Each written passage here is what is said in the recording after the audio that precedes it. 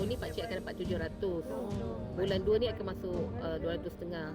Okey, kemudiannya yang Sarah dapat tiap-tiap bulan 100 itu abangan dapur tu kita dah semak sebab ikutnya lembaga hasil nama pakcik untuk bil elektrik ada 4 akaun, ada 4 rumah.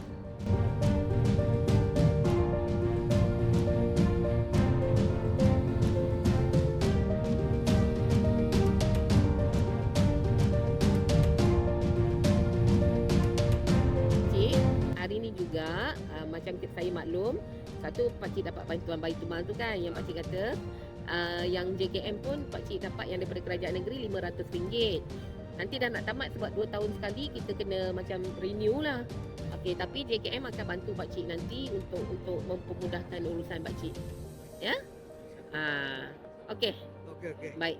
Itulah. Assalamualaikum. Waalaikumsalam.